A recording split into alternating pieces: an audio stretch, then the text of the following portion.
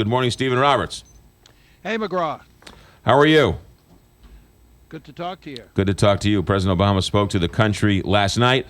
What is it, the takeaway, if you will, from last night? Well, I think what we're seeing was Obama really talking about two different wars, or two fronts in the same war. There's the whole battle against ISIS in the Middle East, talking about trying to beef up the American presence there without ground troops, more campaign advisors, more airstrikes, more cooperation with our allies.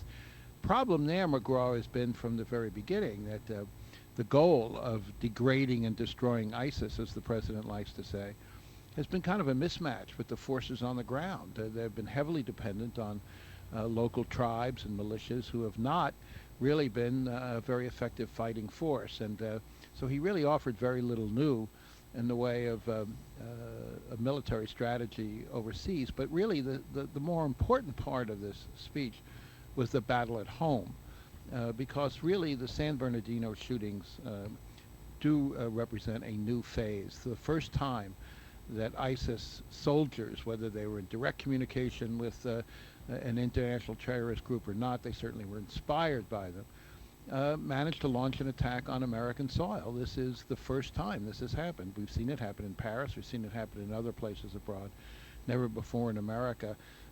But here, too, his weapons to combat this kind of homegrown terrorism were very limited. But what I thought one of the most important points he stressed was the role of the Muslim community in being the eyes and ears of the intelligence operations to be more cooperative and more forthcoming and helping to track folks who might be a danger to the country, McGraw.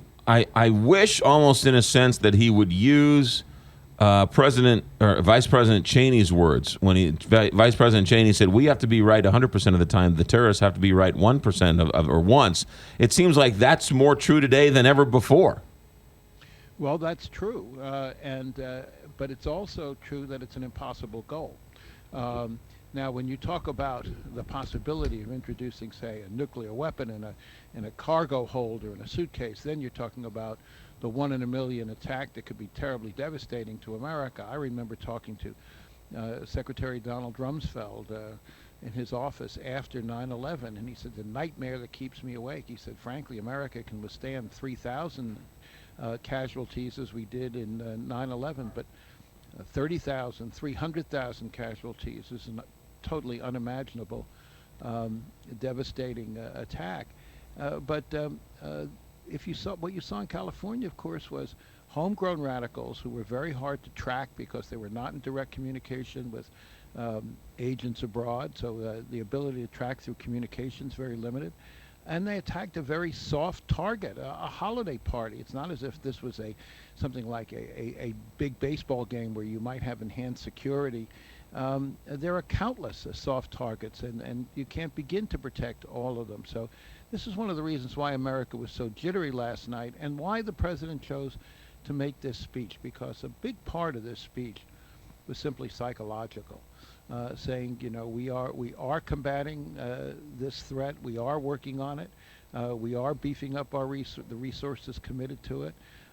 And I think the other thing he was trying to say, which he has believed strongly throughout his whole presidency, this is not new, is stressing the point that this is not a war against Islam.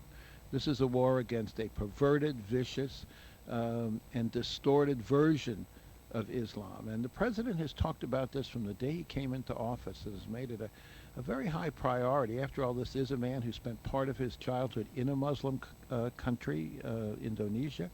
Remember speeches he made in Cairo and Istanbul, where he has tried very hard to distract and dissuade Americans from believing that somehow all Muslims are a threat to our security. Well, very, very similar to what President Bush did as well. President Bush said that from day one as well. So they've been sort of on that same page. But quickly, while we still have you, Steve Roberts, I have about a minute here.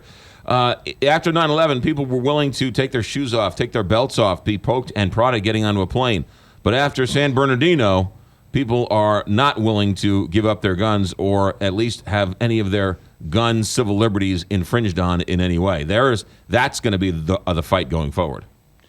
Well, yes, and from any rational point of view, it makes total sense to say folks who are on a watch list who are suspected of terrorist activity shouldn't have access to firearms. But the National Rifle Association and other Second Amendment defenders oppose any limitation whatsoever on anybody's right to use firearms. And even though to many Americans it makes total sense to impose these minimal restrictions on people who are identified threats to America, it's going to be very difficult, if not impossible, for the president to get any kind of legislation advancing that idea. Steve Roberts, ABC News political analyst. Thanks for checking in. Have a good day.